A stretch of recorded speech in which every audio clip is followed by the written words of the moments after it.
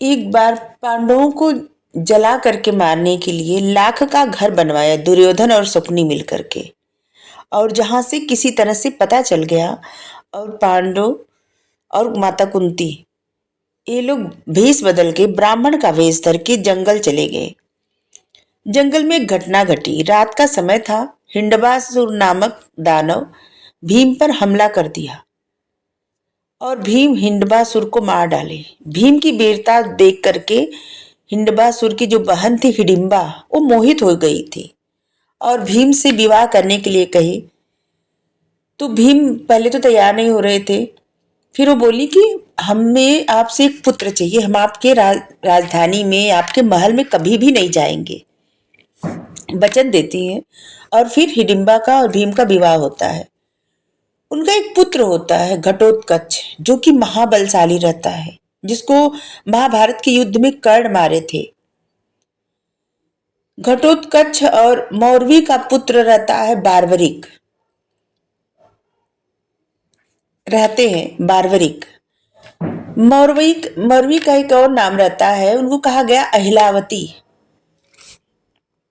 जब नरकासुर 16,100 स्त्रियों को बंदी बनाया था, उस समय कृष्ण भगवान जी नरकासुर का वध करने के लिए गए। नरकासुर का प्रधानमंत्री था मुरा। मुरा की पुत्री थी मौरवी। मौरवी महाबलशाली थी और कामाख्या माता की महान भक्त थी और सिद्धि प्राप्त थी उसको। और उसने ये प्रण कर रखा था कि जो उसको बल में हरा देगा, युद्ध में और ज्ञान में हरा देगा, वही पति बनेगा उसका, और नहीं तो वो उसको मार के खा जाएगी। उसने बहुत सारे लोगों, कोई भी उसको हरा नहीं पाता था, जो भी आता था वो हार जाता था और फिर वो उसका वध कर देती थी।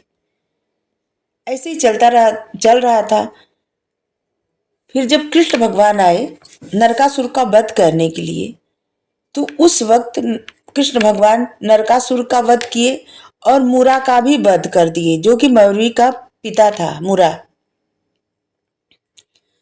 मौरवी लगी विनती करने कृष्ण भगवान से कि आप 16,100 स्त्रियों को अपने साथ जब ले जा रहे हैं, तो मुझे भी अपने साथ ले चलिए, मुझे भी अपनी पत्नी के रूप में मेरा वरण कर लीजिए, स्वीकार कर लीजिए, वरण नहीं स्वीकार कर लीजिए।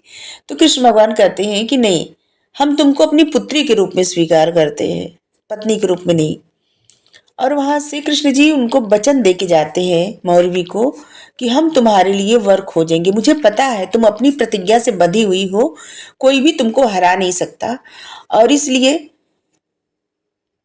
तुम्हारी शादी नहीं हो रही, तुम्हारा विवाह नहीं हो रहा है। मैं तुम्हारे योग्य वर ढूंढ के तुम्हारे पास भेजता हूं। और फिर कृष्ण जी जाते हैं, हिडिंबा से कहते हैं कि वो घटोत्कच से कहें कि वो जाए मौरवी को हरा करके उससे विवाह कर ले। घटोत्कच जाते हैं, मौरवी को हरा करके उनसे विवाह करते हैं। और उनसे विवाह करने के बाद उनका एक पुत्र होता है। घटोत्कच महाबलशाली, एक तो दानव, हिडिंबा भी महाबलशाली, हिडिंबा का पुत्र घटोत्कच महाबलशाली, हिडिंबा और भीम का पुत्र। और जो मौरवी थी वो खुद कामाख्या माता की महान भक्त, सिद्धि प्राप्त थी उसको। माया मोह, मतलब माया छल सब विद्या में निपुण। उनका जो पुत्र हुआ उनका नाम रखा गया बारबरिक। बारबरिक बचपन से ही युद्ध कला में एकदम प्रवीण थे।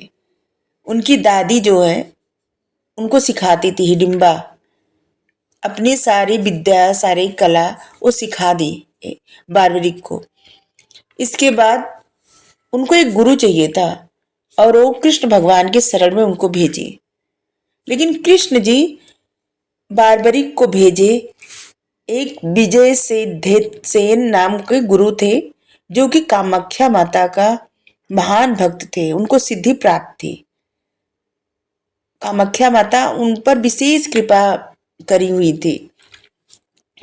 उन्हीं के शरण में बारबरिक को भेजे और बारबरिक को कहे कि तुम 3 दिन 3 रात तक जल में, तालाब के पानी में खड़े होकर के और मंत्र का जप करो। वो मंत्र दिए थे, यही मंत्र था, ओम ए ह्रीम क्लीम चामुंडाए विच्चे। वो इस मंत्र का कहे कि 3 दिन 3 रात लगातार जप करते रहो और बीच में रुकना नहीं है, चाहे कुछ भी हो जाए। और वो ये बात मान करके जाते हैं, 3 दिन 3 रात तक तालाब में जप करते हैं। माता उन्हें उन्हें स्वयं दर्शन देती है बारबरिक जी को, और वहां पे उनको 3 तीर देती है, 3 बाण। वो 3 बार बाण जो देती हैं, वो बारबरिक को अमर बना देता है, क्योंकि उस तीर से कोई भी नहीं बच सकता था, कोई भी जीत नहीं सकता था। जब तीनों बाण मिल जाता है तो बारबरिक जाते हैं अपने गुरु, जिनका नाम रहता है विजय सिद्धसेन, जो कि कामाख्या माता का भक्त रहते हैं। उनसे आशीर्वाद लेने जब जाते हैं तो वो कहते हैं, मतलब उनको गुरु दक्षिणा देना चाहते हैं, तो उनको सिखाते हैं कि ऐसा करना, गुरु दक्षिणा में तीर कैसे चलाया जाता है वो उनको बताए, और ये भी बताए कि तुम कभी भी किसी निर्दोष पे इन तीरों का प्रयोग नहीं करोगे, और जब युद्ध होगा तभी इन तीरों का प्रयोग करोगे। इस बाण का प्रयोग तुम युद्ध में ही करोगे, और कभी भी निर्बल के तरफ से, कभी भी बलशाली की तरफ से युद्ध नहीं करोगे। जो निर्बल रहेंगे उन्हीं की तरफ से युद्ध करोगे। बारबरिक वचन दे देते हैं और आते हैं। इसके बाद महाभारत का युद्ध आरंभ होता है, होने वाला होता है। तो बारबरिक जाहिर सी बात है कि अपने दादा भीम की तरफ से युद्ध करना चाहते हैं। जब आते हैं सब लोग बहुत ज्यादा प्रसन्न होते हैं कि महाबलशाली, सिद्धि प्राप्त है उनको। लेकिन जब वो बताते हैं कि वो जो भी कमजोर रहेंगे वो उनकी तरफ से युद्ध करेंगे, क्योंकि उन्होंने अपने गुरु को वचन दिया है। तब सब लोग सोच में पड़ जाते हैं कि अगर जैसे पांडव की तरफ से युद्ध कर रहे हैं, पांडव अगर कमजोर हैं तो पांडव बलशाली हो जाएंगे, कौरव की सेना मरने लगेगी, और फिर जैसे कौरव कमजोर पड़ेंगे वैसे ही कौरव की तरफ चले जाएंगे, पांडव की तरफ मारने लगेंगे। ऐसे तो सब कुछ नष्ट हो जाएगा, युद्ध कभी समाप्ति नहीं होगा। लेकिन बारबरिक जिद पे अड़े थे कि नहीं, वो युद्ध में जरूर भाग लेंगे, वो इससे पीछे नहीं हटेंगे। तब कृष्ण भगवान एक युक्ति निकालते हैं और जाते हैं बारबरिक को समझाते हैं कि तुमने जो वचन दिया था अपने गुरु को, सोच समझ के वचन देना चाहिए था। समझाते हैं कि इसका परिणाम क्या होगा।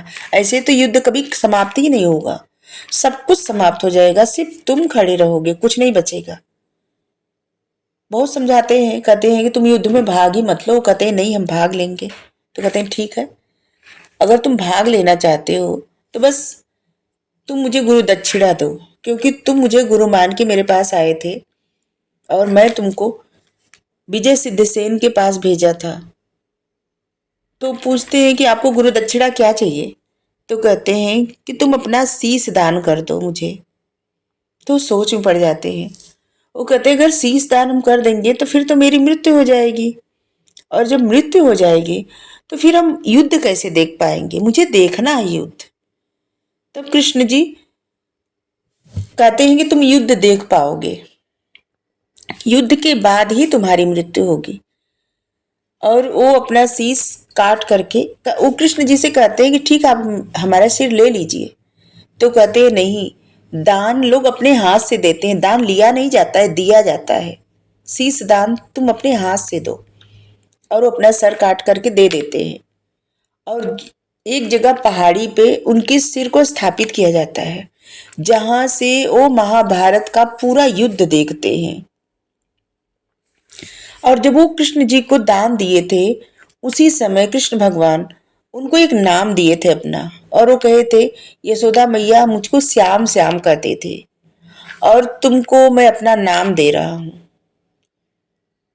और जब महाभारत का युद्ध समाप्त होता है तो फिर उनसे पूछा जाता है, तो वो सिर्फ किसको देखे रहते हैं? सिर्फ उनको कृष्ण जी ही दिखते हैं हर जगह। मरते हुए कृष्ण, मारते हुए कृष्ण, युद्ध करते हुए कृष्ण, रथ चलाते हुए कृष्ण, बाणों के सैया पर कृष्ण, हर जगह कृष्ण कृष्ण ही है। जब वो गांधारी से बताते हैं, जब सब कुछ समाप्त हो जाता है, युधिष्ठिर गद्दी पे बैठते हैं। इसके बाद उनके सर को प्रवाहित कर दिया जाता है नदी में, और फिर वो जब नदी सूख जाती है, वहीं से वो सिर मिलता है उनका, जो कि खाटू वाले श्याम बाबा के नाम से पूजा होती है। जय खाटू वाले श्याम बाबा महाराज की। Thank you. राधे राधे।